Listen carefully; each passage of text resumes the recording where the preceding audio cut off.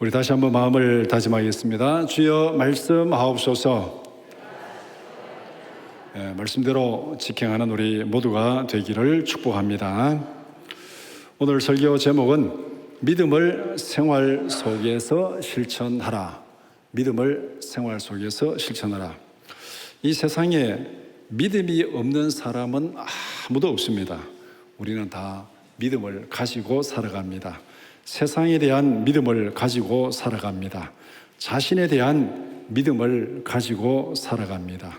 자신의 노력과 장래에 대한 믿음을 가지고 살아갑니다. 이런 믿음이 없으면 우리는 하루도 살아갈 수가 없습니다.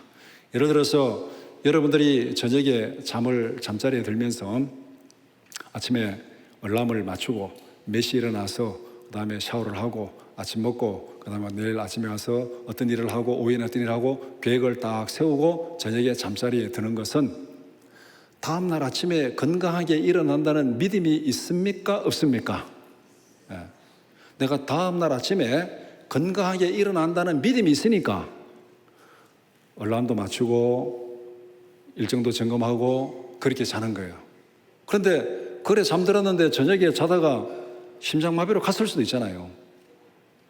못 일어난다고 생각하면 그런 계획을 세울 필요가 없잖아요. 그리고 우리가 살아간다는 것은 다 이런 믿음을 가지고 살아갑니다.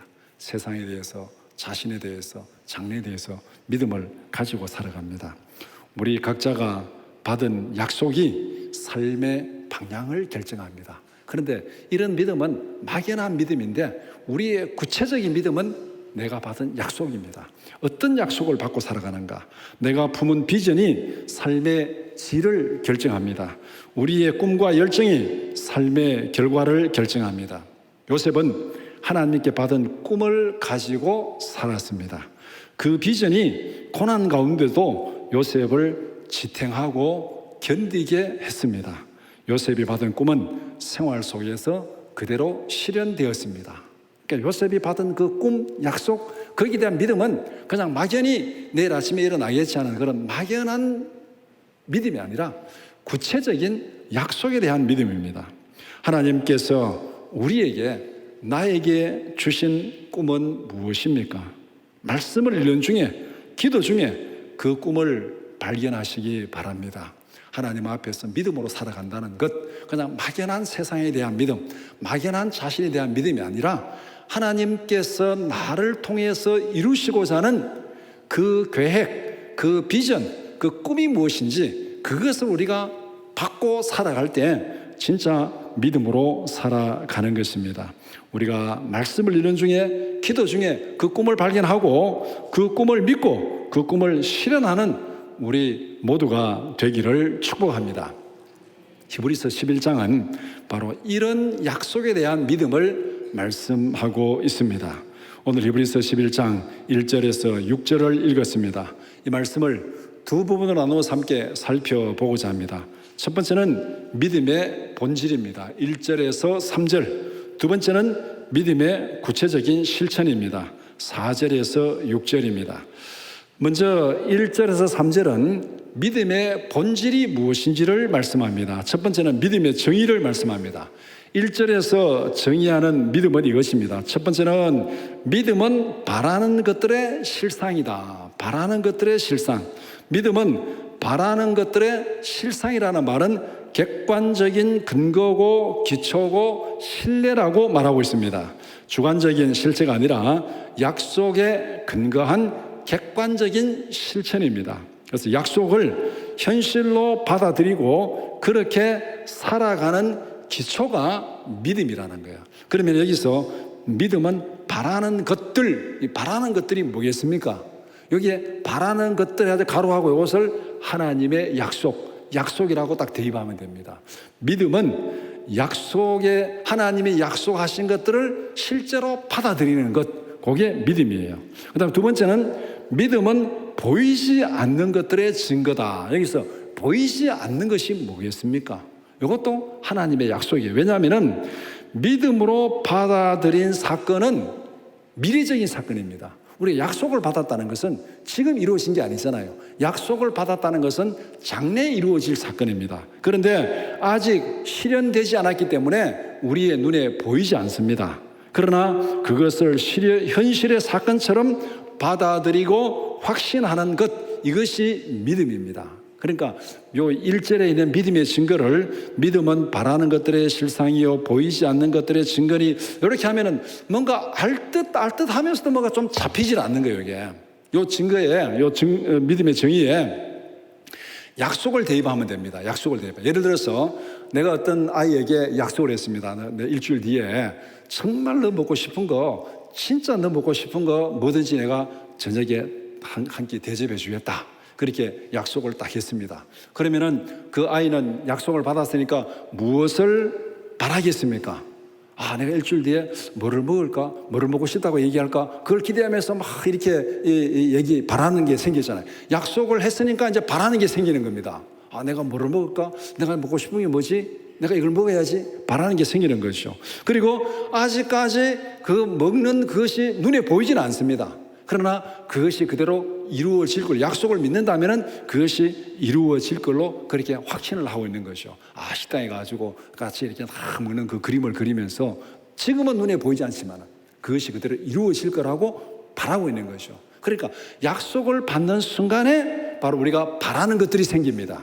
약속을 받는 순간에 아직까지 우리 눈에 보이지는 않지만은 그것이 앞으로 이루어질 거라는 확신이 생기는 거예요. 그러니까 여기서 1절에서 말하고 있는 믿음은 바라는 것들의 실상이요 보이지 않는 것들의 증거다. 이것이 결국은 하나님께서 약속하신 그 약속을 현실로 받아들이고 그렇게 확신하고 살아가는 것, 이것이 믿음이다. 그러면서 2절에서는 선진들이 이런 믿음의 근거에서 살았다고 말하고 있습니다. 믿음의 사람들, 믿음으로 살아가는 사람들은 바로 이런 믿음의 근거에서 살았다. 그래서 1절에서 말하고 있는 믿음의 정의를 가장 잘 보여주는 실천적인 예가 7절, 8절입니다. 7절에 보면은 노아는 보이지 않는 일에 경고를 받고, 보이지 않는 일이 뭡니까? 지금 노아가 경고를 받는 그 사건, 보이지 않는 것은 하나님께서 이 땅을 홍수로 심판하리라, 이 경고를 받았어요. 그런데 그 경고가 지금 이 노아의 눈에 보입니까? 하늘을 보니까 지금 소낙비가 막 몰려오고 구름이 몰려오고 비가 올 것 같다, 정말 홍수에 나겠네, 그런 증거가 아무것도 보이지 않았습니다. 그냥 하나님이 120년 뒤에 이 땅을 홍수로 심판하리라, 아무것도 보이는 증거가 없습니다. 그런데 하나님께서 그렇게 선포를 하니까 노아는 그것을 현실로 받아들였습니다. 진짜 때가 되면은 하나님의 홍수가 임할 거다, 홍수의 심판이 임할 거다. 그러면은 내가 지금 어떻게 준비해야 되는가?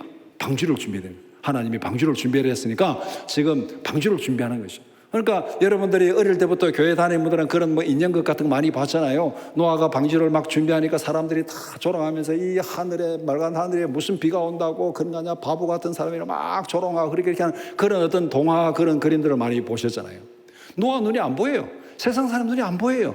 보이지 않는 것이지만은 하나님이 경고하신 그 경고를 실제로 받아들이고 노아는 방주를 준비했습니다. 믿음으로 노아는 이 방주를 준비한 거예요. 그러니까 하나님이 약속하신 것은 실제로 이루어진 거예요. 홍수가 일어났습니다. 그때 그 믿음대로 실천한 노아는 구원받고, 믿음을, 그것을 믿지 않는 자들은 다 멸망을 당했습니다. 8절도 마찬가지입니다. 아브라함은 보이지 않는 장래의 유업을 받고 고향을 떠나고 본토 친척 아비집을 떠났습니다. 눈에 보이지 않는 장래의 유업이 뭡니까? 하나님께서 가나안 땅을 너와 내 후손에 주리라, 이거 이루어지지 않았어요. 지금 저도 그 땅을 감당을 못해요. 사람이 없으니까. 그런데 이게 아브라함의 눈에 보이지 않습니다. 장래의 일입니다. 그렇지만은 아브라함은 그 약속을 현실로 받아들이고 진짜로 받아들이고 본토를 떠나서 가나안 땅으로 왔습니다. 하나님은 그 약속대로 하나님께서 이 요셉을 통해서 애굽에서 번성하게 된 그 자손들을 가나안 땅으로 인도하시고 유업을 주셨습니다. 이것이 바로 1절에서 말한 믿음의 증거입니다. 하나님이 주신 약속을 눈에 보이지는 않지만은 그 약속이 얘기한 그 얘기를 실제로 받아들이고 현실로 받아들이고 그대로 믿고 실천하는 것, 이것이 믿음이다, 그렇게 말씀합니다. 그러니까 믿음은 이것입니다. 하나님이 주신 약속을 현실로 받아들이고 그렇게 행동하는 것. 오늘날 하나님께서 우리에게 많은 약속을 성경을 통해서 우리에게 주셨습니다. 그 약속을 실제로 받아들이고 현실로 받아들이고 그렇게 믿고 순종하고 행동하는 것, 그것이 우리가 믿음으로 살아가는 삶입니다. 두 번째는 믿음의 역할에 대해서 말씀하고 있습니다. 믿음은 이 세상을 보고 듣고 이해하는 관점을 제공한다. 믿음은 우리가 살아가는 세상의 실체를 파악하고 이해할 수 있게 만들어줍니다. 우리가 믿음으로 파악하고 이해한 세상은 어떤 세상입니까? 첫 번째, 모든 세계는 하나님의 말씀으로 창조되었다. 그렇게 말하고 있습니다. 창세기 1장 1절을 말씀하고 있는 것이죠. 같이 보겠습니다. 태초에 하나님이 천지를 창조하시니라. 창세기 1장 1절. 모든 세계는 하나님의 말씀으로 창조되었다. 하나님의 계시의 말씀 이외에는 어떤 것으로도 이 세상을 파악할 수 없습니다. 우리가 세상의 기원에 대해서 무슨 과학적으로 빅뱅 티오리다 해가지고 이런 여러 가지 많은데 다 그거는 가설입니다. 한 번도 증명된 것이 없습니다. 하나님의 말씀으로 창조되었다. 계시의 말씀을 통해서 그 말씀을 믿음으로 받을 때 하나님께서 세상을 말씀으로 창조했구나. 그 다음에 두 번째, 이 세상은 보이는 것에서 창조된 것이 아니라고 그렇게 말하고 있습니다. 하나님께서 무에서 유를 창조하셨습니다. 아무것도 없는 것에서 말씀으로 천지를 불러내었습니다. 이것이 하나님의 창조고 이것이 세상의 기원입니다.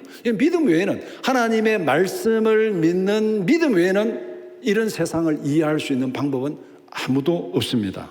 로마서 4장 17절 말씀 같이 보겠습니다. 기록된 바 내가 너를 많은 민족의 조상으로 세웠다 함과 같으니 그가 믿은 바 하나님은 죽은 자를 살리시며 없는 것을 있는 것으로 부르시는 이시니라.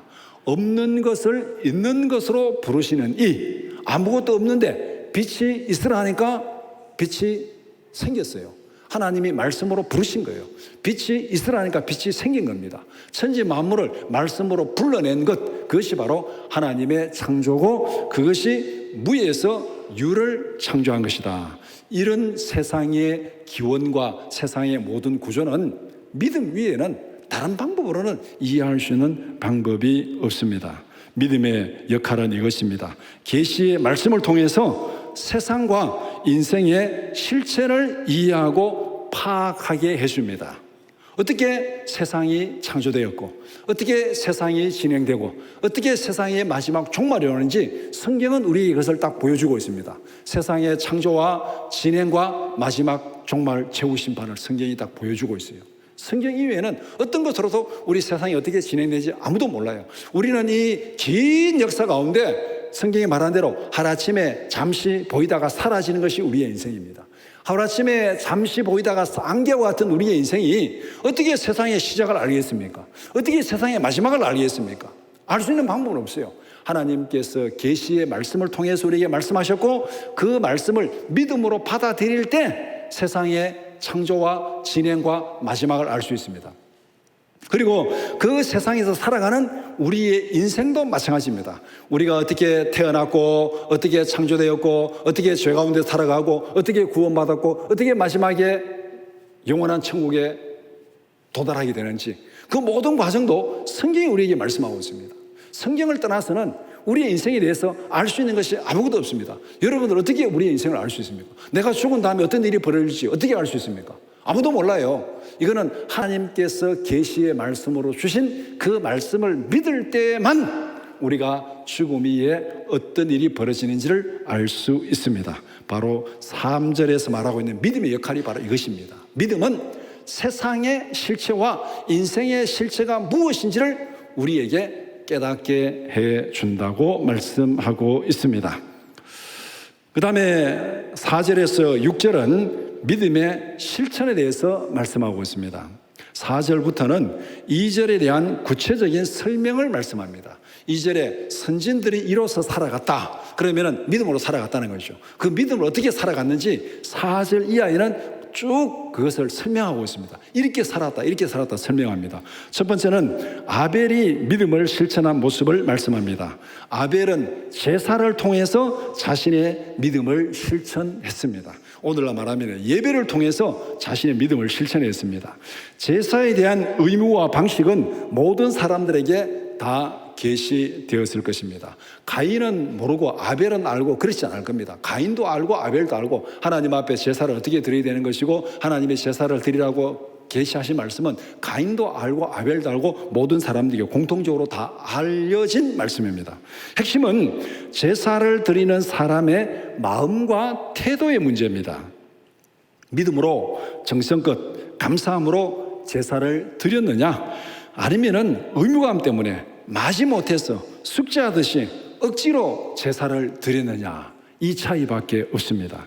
가인과 아벨의 차이는 제사를 드리는 마음 자세의 차이입니다. 어떤 사람들은 재물이 이렇게 양이었고 곡식이었고 그래서 받았다 안 받았다, 그거는 다 무시해도 됩니다. 양이니까 받고 곡식이니까 안 받았으면은 가인은 처음부터 직업을 잘못 선택했습니다. 농사지면 안 되죠. 그것이 중요한 게 아니에요. 뭐를 드리냐가 중요한 것이 아니고 그 마음이 중요한 거예요. 그래서 오늘 본문에도 분명히 말하고 있잖아요. 믿음으로 아벨은 가인보다 더 나은 제사를 드렸다. 제물로 더 나은 제사를 드린 게 아니에요. 믿음으로 더 나은 제사를 드린 거예요. 그 제사에는 믿음이 있었다는 거예요. 믿음이 뭔지는 앞에서 설명을 했잖아요. 하나님의 약속을 받고 믿고 현실로 받아들이고 그대로 실천하는 거, 그게 믿음이에요. 제사에 대해서도 하나님이 약속하신 것을 현실로 받아들이는 믿음으로 제사를 드린 겁니다. 그래서 아벨은 주어진 말씀에 따라 믿음으로 제사를 드렸습니다. 가인과 아벨의 차이는 바로 제사를 드리는 마음 자세의 차이라고 그랬잖아요. 그러니까 가인은 말씀이 아니라 자신의 만족을 위해서 제사를 드린 겁니다. 어떻게 보면은 자기 만족을 위한 도구로 제사를 드리는 거죠. 이것이 무슨 말씀인지를 잘 보여주는 사건이 사울이 드리는 제사입니다. 우리의 생활 때 하나님 앞에 제사를 드리면은 그 제사가 하나님 앞에 드리는 거지 누구에게 드리는 거냐? 그럼 하나님이 받아야지. 어떤 제사는 받고 어떤 제사는 안 받고, 그거 참 이상하다. 사람 앞에 드리냐? 하나님 앞에 드리는 거지? 이렇게 생각할 수도 있습니다. 그런데 하나님은 같은 제사를 드리더라도 그 마음 자세에 따라서 하나님이 받는 제사가 있고 받지 않는 제사가 있다. 그 사건을 성경에 보면은 잘 설명하는 것이 바로 사울 왕이 어떤 마음으로 하나님 앞에 제사를 드리는가. 사무엘상 15장 22절 말씀 같이 보겠습니다. 사무엘이 이르되 여호와께서 번제와 다른 제사를 그의 목소리를 청중하는 것을 좋아하심같이 좋아하시겠나이까. 순종이 제사보다 낫고 듣는 것이 순양의 기름보다 나으니. 여기 무엇을 말씀합니까? 사울은 제사를 드려도 말씀에 순종하지 않았어요. 하나님 말씀을 듣지 않았어요. 그리고 내가 하나님 앞에 이런 제물을 드렸습니다. 그거는 자기 영광을 위해서, 자기 자랑을 위해서 드린 거예요. 이거는 결국은 뭡니까? 자기 만족을 위한 도구로 제사를 드리는 것이고 자기를 숭배하는 우상 숭배라는 거예요. 이거는 하나님이 그 모든 제사보다 더 기뻐하고 즐거워하고 하나님이 원하는 것은 하나님의 말씀에 순종하는 것을 원하신다. 하나님의 말씀을 듣고 따르는 것을 원한다.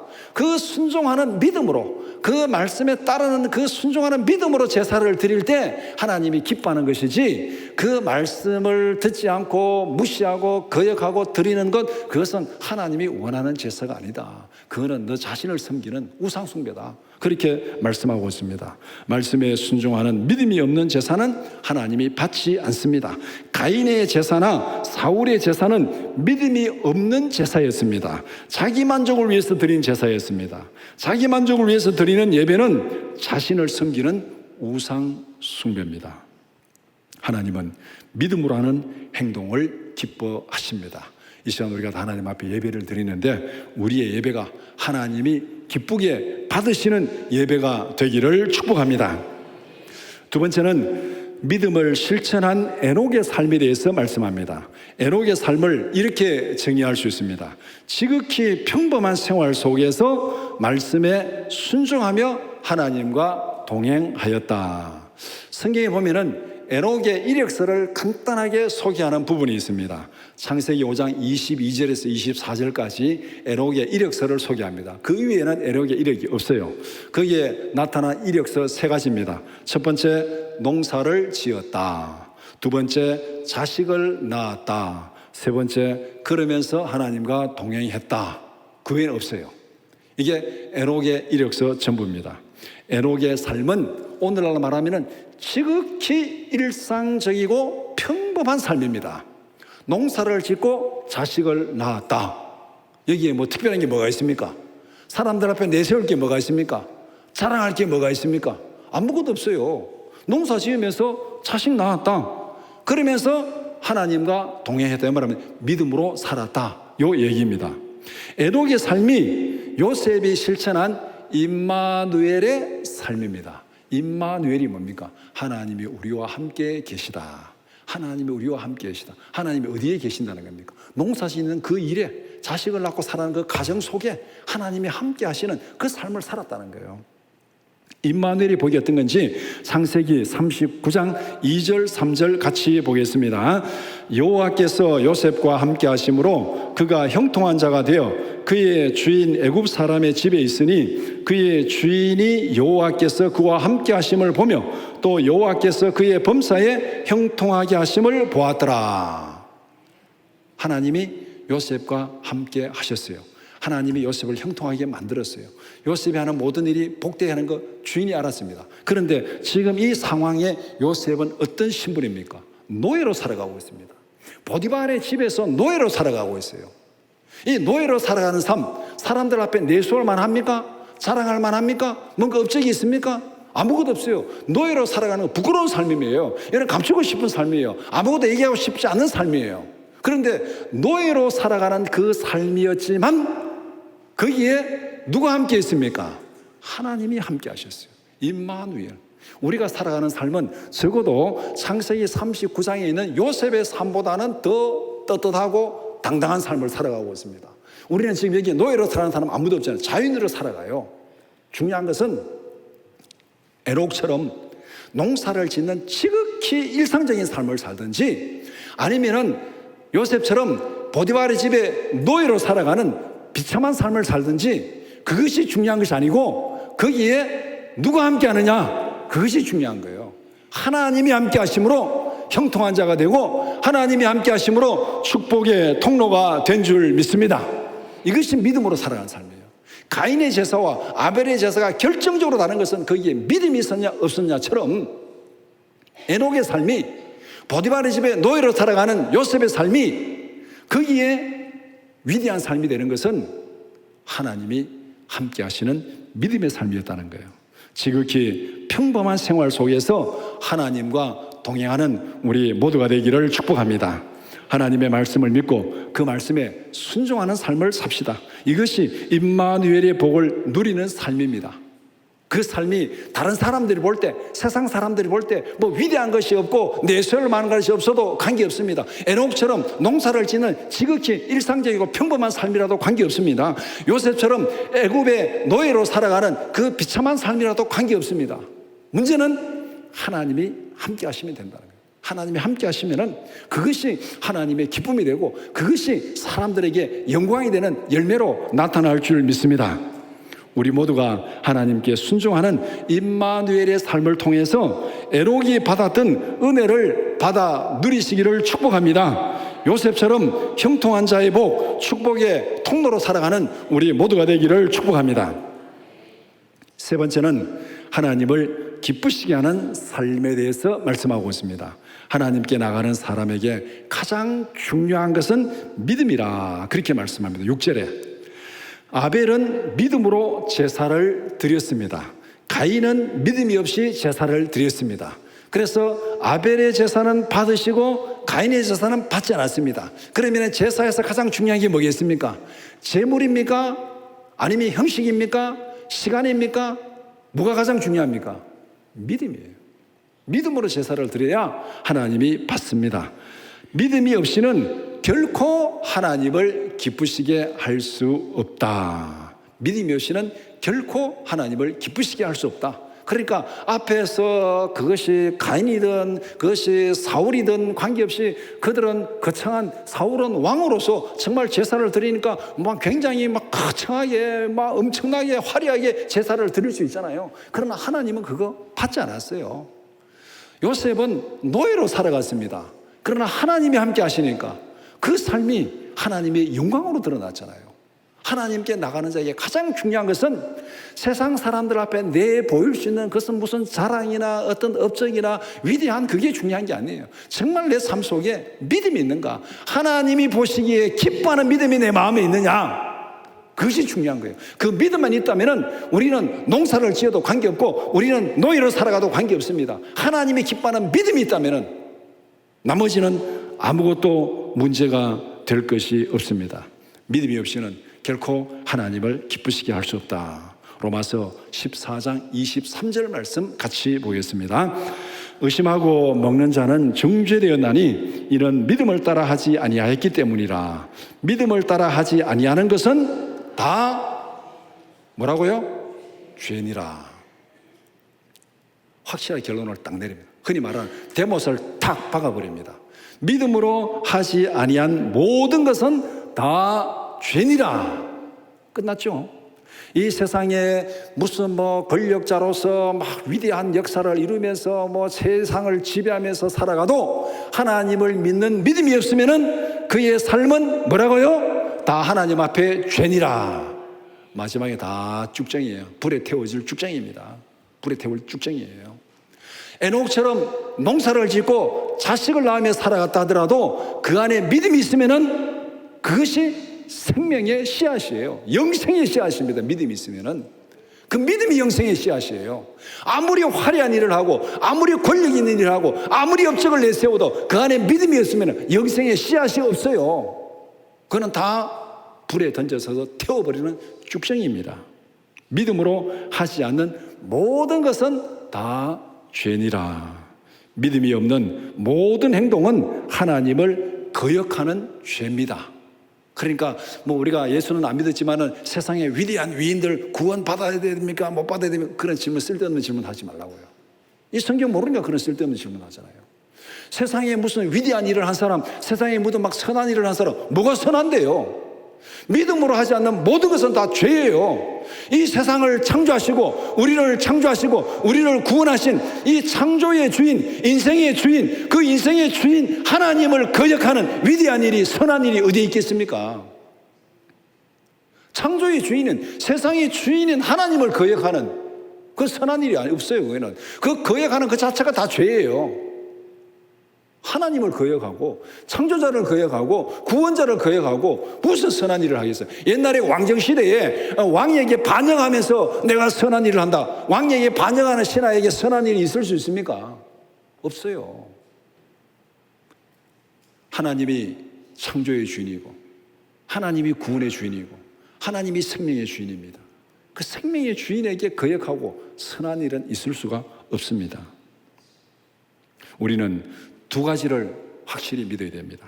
첫 번째는 하나님이 계신 것을 믿어야 됩니다. 그래서 단순히 그냥 하나님이 있다, 신이 있다 이 정도의 믿음을 얘기하는 거 아니에요. 신이 있다. 우리나라 사람들 다 신을 믿었어요. 신도 엄청나게 많이 믿어요. 많이 믿어요. 예, 많이 믿습니다. 인도에 가면 신이 3억 얼마라든가 하여튼 엄청나게 신을 많이 믿어요. 그런 신을 믿는 게 아니고 창세기 1장 1절에서 말씀하시는 그 하나님의 존재와 능력을 믿는 거예요.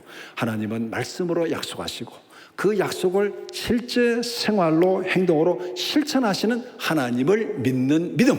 그 하나님이 계시다. 약속을 주신 하나님, 그 약속을 이루시는 그 하나님을 믿어야 됩니다.